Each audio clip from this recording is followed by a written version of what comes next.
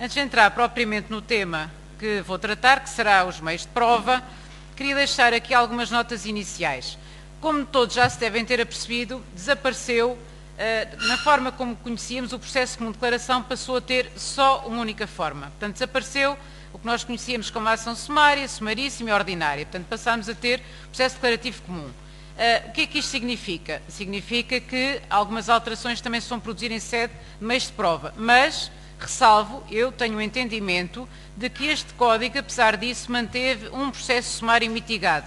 Não o denomina desta forma, mas se começarem a ver os vários artigos, e quando eu digo processo sumário mitigado, o exemplo mais claro está no artigo 597, onde fala da tramitação posterior aos articulados, que refere especificamente e exatamente uma coisa parecida com isto.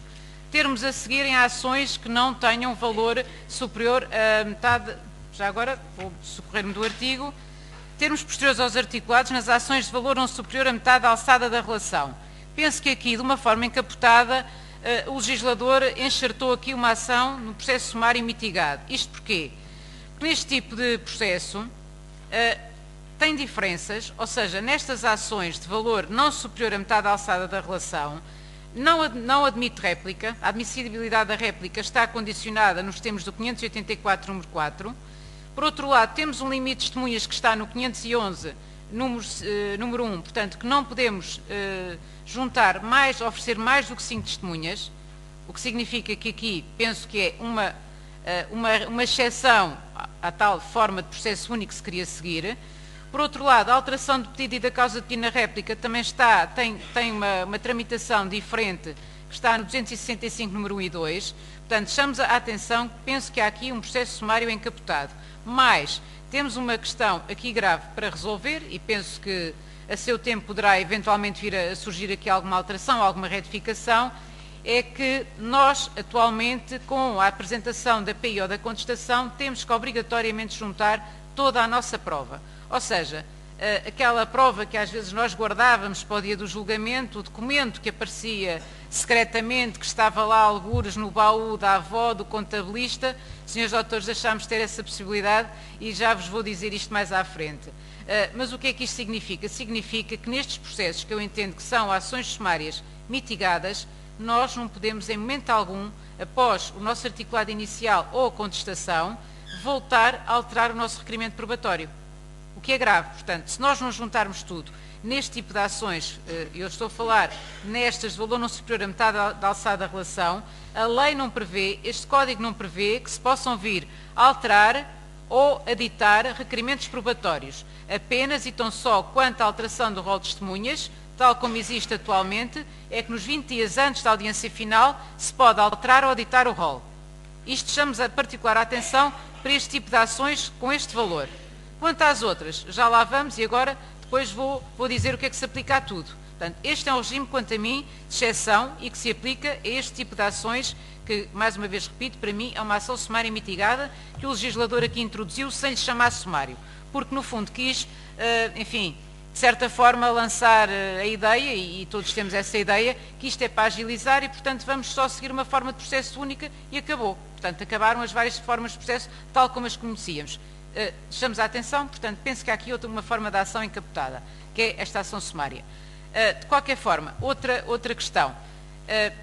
Este Código já se aplica às ações pendentes. Findos os articulados, os senhores doutores já devem estar a receber nos vossos escritórios, com certeza, notificações para juntarem aos autos todos os vossos requerimentos probatórios. Isto, em princípio, será o que os magistrados já estão a fazer. O que significa que nos estamos aqui a confrontar com alguns problemas, até já, com certeza, que alguns senhores doutores terão recebido despachos um bocadinho estranhos, e digo estranhos para não dizer absurdos, porque, enfim, eu já tenho temos aqui andado aqui entre nós de vez em quando a colecionar já a trocar despachos, que realmente são aqui coisas estranhas, porque, enfim, já lá vou na altura própria, porque senão depois não vão perceber nada, porque começo pelo meio ou pelo fim, portanto vou começar pela parte que me compete. Outra coisa também, penso que acabou de dizer a doutora Ana Alface que a prolixidade das peças vai ser penalizada. É verdade que muitas vezes nós, advogados, e temos que nos penitenciar disso, muitas vezes para conseguirmos encaixar mais testemunhas para ouvirmos, repetíamos de outra forma, mas no fundo repetíamos os mesmos factos. Punhamos lá, eram umas vírgulas a mais, um palavreado diferente, mas o que é facto é que poderíamos até, se calhar, selecionar conjuntos na mesma peça em que tínhamos os mesmos factos. E nós, muitas vezes, quando contestávamos, especialmente na contestação, tínhamos de ter o cuidado, por causa do ónus de impugnação, de andar a verificar se o maroto do colega não tinha colocado ali os mesmos factos várias vezes, precisamente para os impugnarmos na sua totalidade, sob pena da cominação que existia. Bom, o que é que se passa? Pessoalmente, vou continuar a fazer as minhas peças processuais, quer no que diz respeito às petições iniciais, quer às contestações, enunciando os factos essenciais, mas não deixando de enunciar também factos instrumentais. Porque senão qualquer dia fazemos formulários. Ou seja, bastaria dizer numa ação de despejo, o inquilino não reside no locado há mais de um ano. Ponto. Subsumíamos às regras do direito, prova e acabou-se. Bom, senhores doutores, eu acho que se um juiz lhe aparecer isto numa audiência prévia, vai olhar para aquilo e pensar, bom, mas e o resto? Bom, o resto é tudo. Que ele não recebe visitas no locado, que não reside lá, que a caixa de correio está a abarrotar, tem água e luz cortada. Senhores doutores, são factos instrumentais, mas o que é facto é que se não os elencarmos e não enunciarmos nos nossos articulados, penso que o juiz também não vai perceber nada da ação. Portanto, por outro lado, também, embora nos venham dizer que só temos que alegar os factos essenciais, e como eu digo aí, qualquer dia fazemos um simples formulário, porque aparece-nos um quadradinho para pormos lá os factos essenciais, poderemos reduzir a meia dúzia, subsumimos às regras do direito, pedido e está a andar. Pronto. E outro quadradinho para pormos a nossa prova. Portanto, eu vou continuar a fazer as ações como as fazia, até porque o juiz também está vinculado, quando da elaboração da decisão, a terem atenção e a ter em conta os factos instrumentais, o que significa que eles, se não forem carregados para os autos pelas partes, temos que, em sede de julgamento, temos que ser confrontados com tudo, hoje em dia. Portanto, ou seja, hoje em dia, com base nos temas da prova, que já vamos ver, depois o Dr. António Jaime Martins irá falar mais sobre isso, poderemos ter uns julgamentos infindáveis e onde se pode falar de tudo. Portanto, significa que, penso eu, que devemos continuar a balizar. Obviamente, devemos evitar, mandar para lá, por uma ação simples, mandar 200 artigos ou 300 artigos, como nós sabemos que algumas vezes acontecia. Isto, senhores doutores, acabou, portanto já foi chão que deu uvas. Outra questão que eu também vos quero chamar a atenção. Nós muitas vezes, advogados, tínhamos a mania, e não só a mania, porque muitas vezes os clientes são muito beligerantes, especialmente com os beligerantes. Chegávamos ali quase à beira do julgamento e eles ainda estavam muito assanhados. Senhores doutores, acordos e suspensões da instância no dia do julgamento acabaram. Portanto, agora a suspensão da instância nunca pode levar ao adiamento da audiência.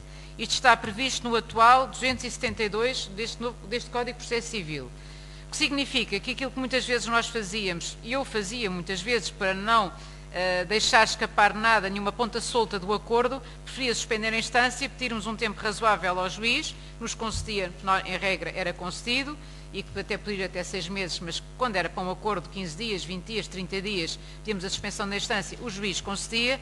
Agora, senhores doutores, se quiserem fazer acordo, comecem já a falar com o cliente e a falar com o colega da parte contrária, porque à boca de julgamento isto acabou. Não podemos, ao menos que se faça ali e tenhamos logo delineados os temas do acordo, o enunciado todo do acordo. Portanto, isso aí, se tivermos isto pensado e bem pensado, podemos fazê-lo, porque não há suspensão da instância. Portanto, isto pode ser feito o acordo ali, aliás, o juiz é obrigado a fazer essa tentativa de conciliação. Agora, tal como nós, enfim, tínhamos de alguma forma enraizado este costume, desapareceu. Suspensão da instância não pode levar nunca ao adiamento do julgamento. Isto por causa do princípio de inadibilidade do julgamento, que o Dr. António Marcos Batista vos irá falar mais à frente. Quanto à prova propriamente dita, enfim, há aqui umas novidades. Por outro lado, em termos de código, digo-vos que isto andou uma média de 100 artigos para trás. Estava no anterior código, no 513 ao 645, atualmente está no 410 ao 526. Portanto, são os artigos onde agora nos temos que limitar. Quanto ao coletivo, desapareceu o Tribunal Coletivo, isto também na sequência do que disse a doutora Ana Alface, isto dentro do princípio da concentração do processo no mesmo juiz. Ou seja, desapareceu, esta eliminação da intervenção do coletivo determinou que o juiz também seja o mesmo, como já vos disse a doutora Ana Alface. Isto leva a que também a gravação da audiência final passou a ser obrigatória. Portanto, deixamos de ter que requerer, como requeríamos, a gravação da audiência final. Esta é gravada obrigatoriamente, bem como a audiência prévia que vos falará a doutora Regina. Também passará, em princípio, a ser gravada. Os nossos requerimentos também em sede da audiência, hoje em dia já não temos que pedir a palavra para ditar para a ata. É tudo gravado em contínuo. Portanto, requerimentos, despachos, que é tudo gravado, em modo contínuo. Portanto, esta, enfim, é uma novidade também deste Código, já, por um lado, elimina o coletivo que já tinha caído perfeitamente em desuso desde 2000 e qualquer coisa, já ninguém pede a intervenção do coletivo, digo eu. Processos pendentes, tenha sido pedida a intervenção do coletivo, tenho o entendimento que vão ser feitos os julgamentos com o coletivo. Certo? Agora, novos processos e processos que não tenha sido pedida a intervenção do coletivo passa a ter gravação obrigatória, nem temos que a requerer. Quanto à prova, não há aqui grandes alterações, portanto, na produção antecipada de prova não há qualquer alteração, passou, em vez de estar no 520, passa a estar no atual 419, portanto, andou, como eu digo, 100, 101 artigos para trás, portanto, não há novidades, vai-se produzir da mesma forma, portanto, temos que requerê-la e dizer os motivos porquê, portanto, aqui não há novidade nenhuma. Quanto à prova, atenção, temos que a juntar com os articulados. Para quem já fazia direito do trabalho, isto não é novidade. Em direito do trabalho, nós já fazíamos a junção de toda a prova, ou pelo menos deveríamos fazê-lo. Eu digo deveríamos, porque às vezes lá guardávamos o tal documento em termos de estratégia processual, ou porque nos convinha, ou porque queríamos, enfim, sabíamos que haveria uma testemunha que provavelmente iria mentir, guardávamos aquele documento para depois fazermos a contradita, ou para a cariação também, enfim, para aquilo que nos aprovesse. Neste momento não, juntamos os documentos todos com os articulados. Obviamente, quando somos notificados da contestação, podemos também ir juntar, enfim, em sede da resposta que não há agora, como já viram com a doutora Ana Alface, mas podemos nos 10 dias subsequentes, não estou a falar da réplica, nos 10 dias subsequentes podemos juntar requerimentos de prova que sejam decorrentes da contestação apresentada. Só assim. Por outro lado, a junção é só com os articulados, se não, podemos juntar prova documental, eu estou a falar de prova documental, só até 20 dias antes da audiência final. Isto porquê? Para salvaguardar o princípio do contraditório, para não levar ao adiamento da audiência final, ou seja, todos estes mecanismos da junção da prova, tudo isto que eu vos vou falar, no fundo vai conduzir àquilo que vos vai falar o Dr. Marcos Batista, que é o princípio da inabilidade, dos julgamentos. Porque o que o legislador quis foi imprimir celeridade nos processos, daí que os articulados sejam reduzidos e a prova seja apresentada logo toda no início. Dir-me-ão, e prova pericial, por exemplo, nestas ações, então, especialmente de valor inferior a 15 mil euros. Senhores doutores, se virem que há a possibilidade da pessoa estar magoada no dedo mindinho, eu peço prova logo pericial. Indico logo as perguntas a formular aos peritos. Depois, pode-me acontecer, a prova já lá está, posso alterá-la, digo eu. Nas ações de valor inferior aos 15 mil euros, isto será uma coisa que eu penso que este Código vai ter um ajuste. Quanto às ações normais, prova por inspeção judicial, prova por verificação, prova pericial, tudo o que se lembrarem que possam necessitar naquele processo, requeiram, porque mais tarde têm um momento próprio para poderem requerer a alteração dos vossos requerimentos iniciais. Agora, se não os juntarem, é meu entendimento, sei que aqui o Dr. António Jaime Martins não tem uma interpretação tão restritiva quanto eu, mas por mera cautela e como estamos a receber, ou pelo menos estou a receber, despachos que, sinceramente, todos nós lemos o mesmo código, mas a verdade é que há interpretações diferentes. Eu, por uma questão de salvaguarda e também das cautelas, prefiro juntar tudo agora no início, nem que depois venha a alterar. Portanto, tenho a possibilidade de alterar, posso alterar. Juntar ou editar novos requerimentos de prova, não posso. Portanto, prefiro metê-los logo todos.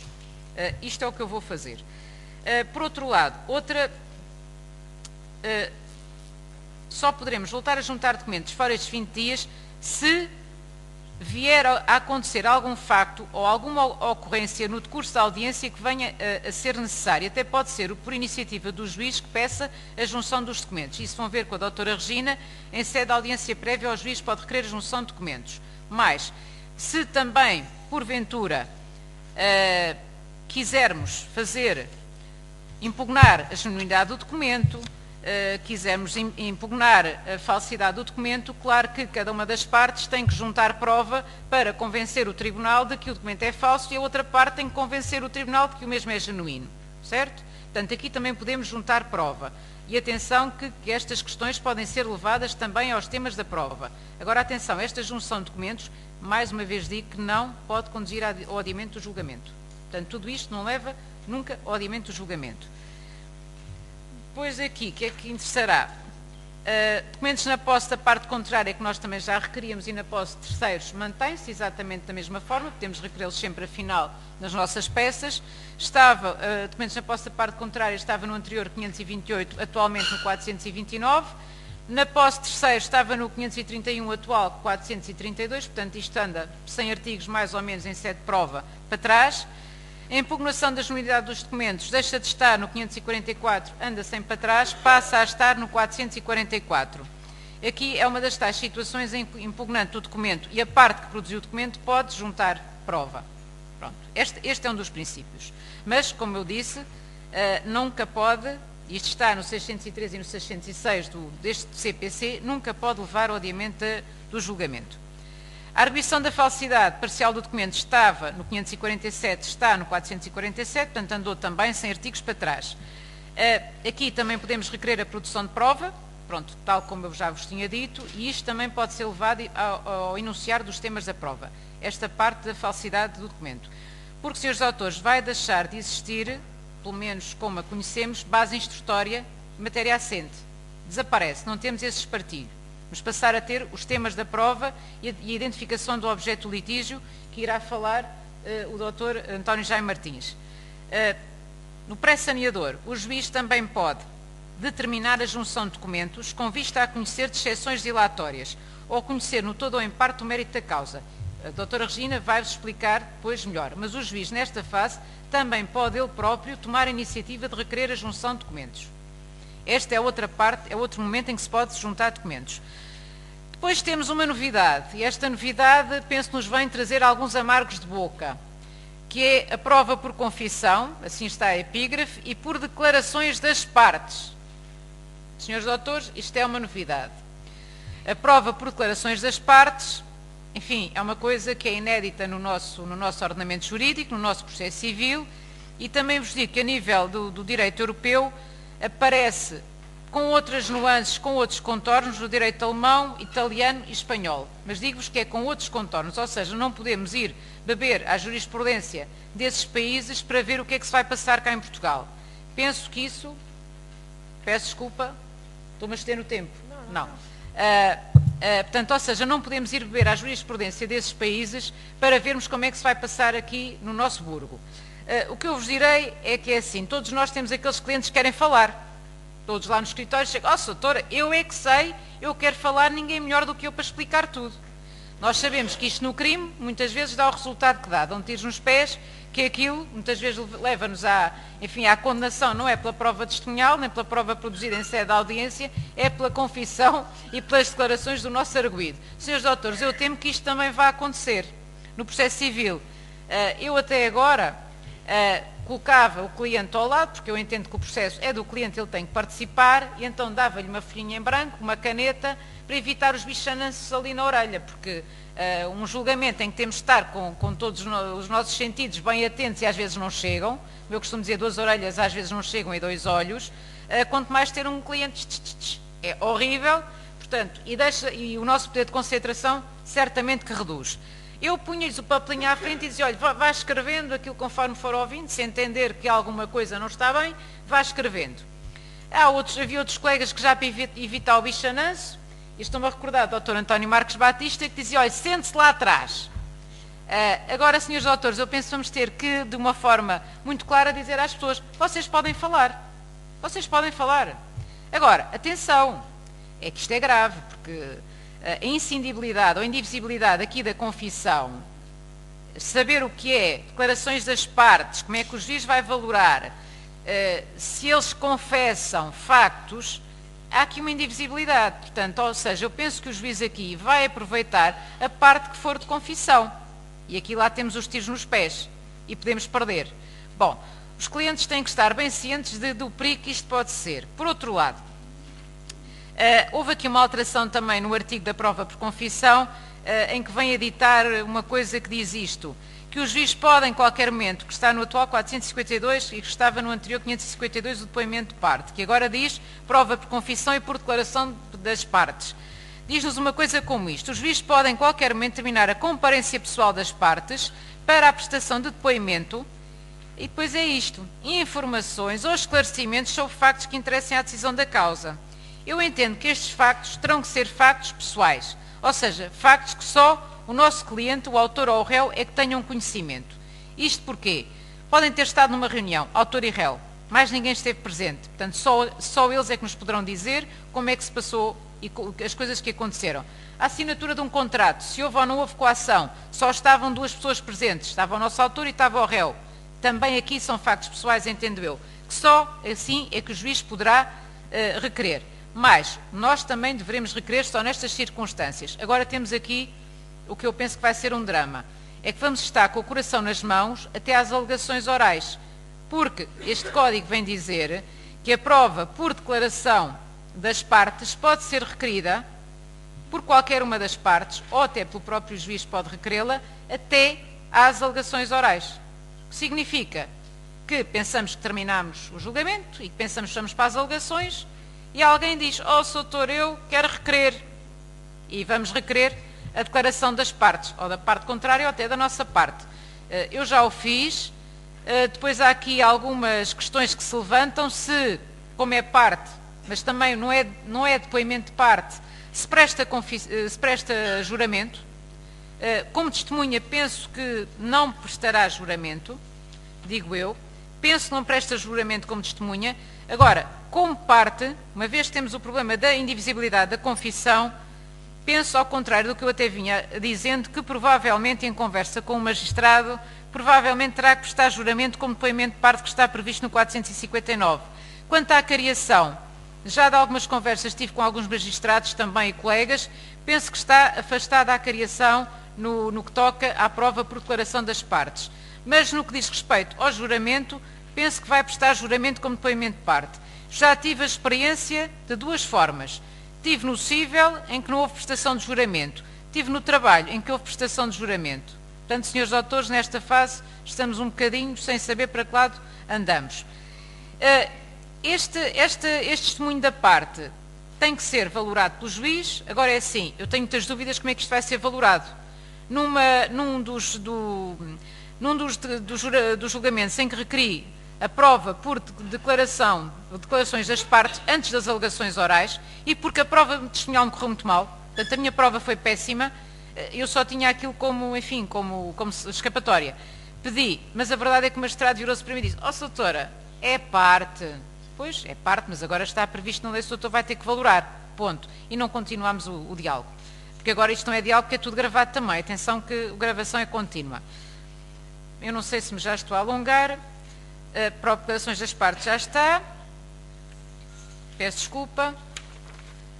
Prova pericial mantém-se exatamente igual. Na inspeção judicial, tal como nós a conhecemos, aparece uma nova figura em termos da prova, que são as verificações judiciais não qualificadas, que está no atual 494. Ou seja, o Tribunal, quando entenda provavelmente que não tem que se deslocar ao local, porque é uma questão mais simples, e os meios que o Tribunal tem que dispor para se deslocar são, enfim, volumosos e mais, enfim, diria eu, até mais caros para a parte que requer a inspeção, pode delegar em pessoa qualificada para proceder aos atos de inspeção das coisas ou nos locais, e depois vai ter obrigatoriamente também que apresentar o seu relatório e vão-se aplicar as regras das inspeções judiciais. Portanto, eu penso que este novo tipo de prova aqui não vai oferecer grandes dúvidas, direi eu.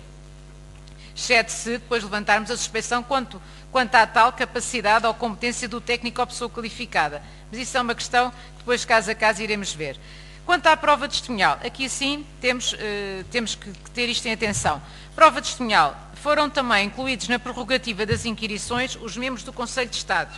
Portanto, ou seja, deixámos de ter não só os juízes conselheiros, enfim, todo aquele elencar de pessoas e de personalidades que tinham essa prerrogativa, passaram também a estar incluídos os membros do Conselho de Estado. Portanto, quando tiverem um membro do Conselho de Estado que seja testemunha, digam que tem esta prerrogativa. com, atenção a isto é muito importante, voltámos a repristinar uma coisa que já tínhamos há muitos anos nas nossas peças, se formos olhar lá no escritório. Quando requerermos, portanto, quando apresentarmos o nosso rol de testemunhas, temos que indicar à frente que a testemunha é a notificar ou inquirir por teleconferência. Se não fizermos esta menção expressa, a testemunha é a apresentar. Ou seja, é a nossa obrigação de apresentar a testemunha.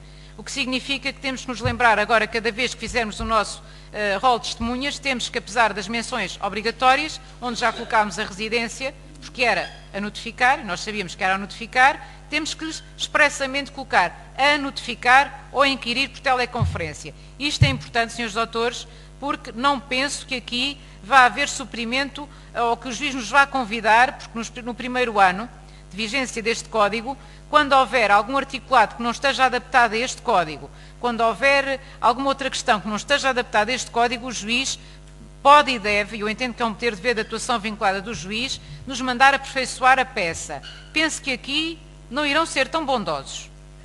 Como também, no que disse a doutora Ana Alface, hoje em dia somos obrigados a mandar tudo pelos meios eletrónicos, inclusivamente os recursos, que o sítios não permite mandar, mas nós temos os meios eletrónicos, que é o mail do Tribunal. Portanto, e aqui eu penso que se não apresentarmos por meio eletrónico, o juiz não nos vem convidar a aperfeiçoar, certo? Portanto, penso que vamos ter recusa. Portanto, temos que enviar pelos meios eletrónicos. Bom, fora esta chamada de atenção, que penso que é importante para quem, enfim, está a começar a olhar para este Código, outra coisa também, que é importante, vamos ter de deixar, temos como limite testemunhas, como desapareceu nas formas de processo, deixámos de ter também a diferenciação de número de testemunhas. Passamos a ter um número de 10 testemunhas. Exceto se houver reconvenção, que podemos apresentar mais 10. Por outro lado, se tivermos vários réus, o que eu digo é, se os réus forem habilidosos, cada um apresenta a sua contestação isoladamente e cada um deles pode apresentar 10 testemunhas. Podemos ter um autor com 10 testemunhas e ter 3 réus com 30. O que significa que temos aqui alguma disparidade, mas o que é verdade é que este Código isso permite. Deixa também de haver limite de testemunhas a inquirir a cada facto, isso depois o Dr. António Jaime Martins irá falar melhor, ou seja, podemos oferecer as 10 testemunhas e podemos inquiri-las a todos os temas da prova, porque deixámos de ter o espartilho da base instrutória. Ou seja, quando o juiz nos pergunta, doutora, que matéria é que vai ouvir a testemunha? É assim, neste momento, se apresentarmos esta, temos a ouvir as 10 a tudo. E penso que já se aplica aos julgamentos que estão agora a iniciar, porque este Código já se aplica aos julgamentos que estão neste momento a iniciar. Portanto, podemos ouvir a tudo. Questão que se pode colocar, imaginemos que vocês têm um rol de 20 testemunhas e têm já a base instrutória, têm julgamento agendado. Sugestão, ou esperam que o juiz venha dizer alguma coisa, ou se nada disser, vocês também podem fazer um requerimento para o Tribunal e perguntar, uma vez que com a entrada em vigor do novo Código de Processo Civil e uma vez que a audiência prévia vem, ou seja, que há a limitação do número de testemunhas, qual vai ser o entendimento? Se vai seguir a forma antiga ou se vocês vão ter que selecionar dentre as 20 as 10 que querem. E se o juiz vai ou não vai enunciar os temas da prova, ou se vai cingir o julgamento à base instrutória. Porque, senhores doutores, isto está a acontecer de tudo. Dou-vos um exemplo de um despacho que me chegou há muito pouco tempo, há 2 dias, em que tenho um magistrado que me vem dizer que devem os ilustres mandatários comunicar ao Tribunal quais os factos, atenção que estamos a falar de um processo, tem julgamento marcado em que há base instrutória. Então o juiz vem dizer, deverão os ilustres mandatários comunicar ao Tribunal quais os factos, temas da prova, a cada testemunha irá ser inquirida, a provável duração da inquirição. É assim, senhores doutores, não temos nada que dizer a que factos ou que temas da prova é que a nossa testemunha vai responder. Nem tínhamos antes, nem temos agora. Isto está mal. E pronto, e mereceu a resposta. E porque é assim, das duas uma, ou o juiz vai fazer de acordo com a base instrutória, ou ele vai ter que enunciar os temas da prova. Mas não somos nós, advogados, que vamos enunciar os temas da prova. Podemos depois é reclamar dos mesmos. Pronto, e claro, fiz um requerimento dizendo que entendi. E vocês também irão ter coisas destas. Pronto, isto são situações práticas com que nos vamos agora deparando no nosso dia-a-dia. Por outro lado, dentro do princípio do inquisitório, o juiz, atendendo à natureza, extensão e complexidade da causa, também pode entender ouvir mais testemunhas. Portanto, temos o número 10, mas o juiz, se a causa for muito complexa, imaginem um contrato de empreitada de uma autoestrada, que tem não sei quantos vícios, não sei quantas lombas, abriram rachas, abriram brechas, caíram 3 carros, uma coisa desgraçada. O juiz pode, no âmbito do seu processo do poder de inquisitório, ouvir mais testemunhas. Portanto, estamos limitados aos 10 quando nós oferecemos a prova testemunhal, mas o juiz pode querer ouvir mais testemunhas e nós também podemos. Eu penso que aqui há um princípio que a doutora Ana Alface não falou hoje e costuma falar, que é o princípio do bom senso. Este código não está cá previsto, mas isto só vai funcionar com bom senso. Ou seja, nós também não devemos limitar-nos a ser meros espectadores de ver o que é que o juiz vai fazer. Digo eu, podemos sugerir ao juiz, doutor, ditando em requerimento que, atendendo à complexidade, à extensão da matéria, aos factos, à complexidade da mesma, que sugere que sejam inquiridas as testemunhas tais e tais por se revelarem. E vocês também sabem como é que os requerimentos se fazem. Portanto, não vou aqui, senhores doutores, estar aqui a ensinar o Pai Nosso a quem já o sabe, ao vigário, a quem sabe até mais que eu, seguramente. Portanto, ou seja, não temos de ter um papel passivo. Quem, inclusivamente, tem julgamentos marcados, pode tomar a iniciativa de fazer um requerimento ao juiz a perguntar, doutor, como é que vai ser? Vamos seguir estas regras? Vamos seguir as outras? Eu tenho 20 testemunhas e agora o que é que eu faço? Vou reduzir para 10? Atenção, senhores doutores, que tiverem que reduzir, são os doutores que escolhem as 10. Nós sabemos que a regra era a partir da 10ª corta. E se calhar nós temos lá a 18ª que é importante, certo? Portanto, quem escolhe as testemunhas somos nós. Contradita a cariação mantém-se exatamente como a conhecemos, portanto está atualmente no 521 e no 523. A alteração do requerimento probatório, aqui está, já estava na Assembleia da República o projeto para ser aprovado, o diploma, e lembraram-se, porque este artigo 598 só tinha previsto a alteração ou aditamento do rol de testemunhas, tal como já existe agora. Portanto, aqui não havia grande diferença. E lembraram-se, então os senhores advogados que juntaram aqueles extensíssimos e belíssimos requerimentos probatórios não vão ter momento algum para poder alterar? E então dizem que sim. Vieram dizer, agora no 598, na epígrafe, alteração do requerimento probatório, e depois diz, e aditamento ou alteração do rol de testemunhas. Eu faço aqui uma interpretação muito restritiva, porque eu digo, quando se diz alteração do requerimento probatório, eu leio que não posso aditar nova produção de prova. Portanto, o que eu digo é que posso alterar aquela que já requeri.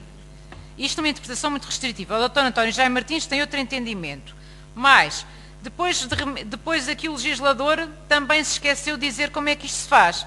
E vem-nos remeter para um artigo que a doutora Regina vos irá falar melhor, que é o 593, número 3, que é a anterior reclamação da base instrutora da matéria dada como assente, como é que se podia reclamar, que nós tínhamos os 10 dias para fazer essa reclamação, nos termos penso que era o 511, número 2. Agora passamos para reclamar, quando não há audiência prévia, se houver audiência prévia, reclamam na audiência prévia. Não há audiência prévia. Temos que nós requerer a convocação da audiência prévia para reclamar, quando não há audiência prévia. Portanto, temos que requerer a marcação para fazer a nossa reclamação. Portanto, deixa de existir a reclamação tal como nós a fazíamos por escrito. Acabou. Portanto, temos que pedir a convocação. E esta alteração do requerimento probatório remete-nos para esse artigo da pedida de convocação da audiência prévia. Eu, à cautela, o que é que faria? Reclamaria, dizia que queria reclamar e pedia a convocação da audiência prévia, caso fosse uma situação de não audiência prévia, de não convocação, dizendo que queria reclamar, enfim, não vamos estar aqui com expedientes dilatórios, ou da calendarização, ou de algum tema da prova, ou da identificação do objeto do litígio, mas dizia também no mesmo requerimento que queria também, na mesma audiência prévia, queria alterar os meus requerimentos probatórios anteriormente apresentados com os articulados. Isto é o que eu faria.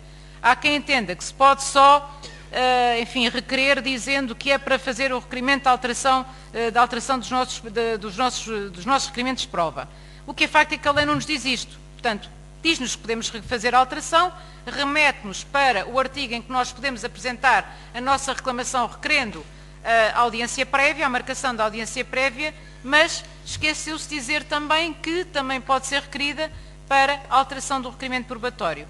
Isto é o que eu vou fazer se tiver uma situação destas. Há quem tenha um entendimento mais aligeirado e diga que se pode requerer, dizendo só que é para alterar o requerimento probatório e faz o requerimento para convocação da audiência prévia. Bom, relativamente a isto, não sei se aqui me falta mais alguma coisa para vos dizer. Enfim, quanto à declaração das partes, isto, chamamos a atenção, senhores doutores, alertem bem os vossos clientes, porque nós podemos requerer logo inicialmente, mas não se esqueçam que qualquer uma das partes ou juiz pode requerer durante o decurso do julgamento. E a parte tem que estar avisada, que pode, se falar demais, levar à confissão. Portanto, isto penso que nos vai levar a perder muitas ações. Se as partes forem daquelas que falam demais e que contam a história desde o nascimento até que já quase que estão com os pés para a cova. Portanto, senhores doutores, penso que este interrogatório das partes vai ser, penso eu, enfim, de todos os meios de prova, aquilo que me parece uma novidade que não sei se vai ter alguma vantagem. Provavelmente para nós vai ter desvantagens, mas isto não passa da minha opinião. Muito obrigada pela vossa atenção.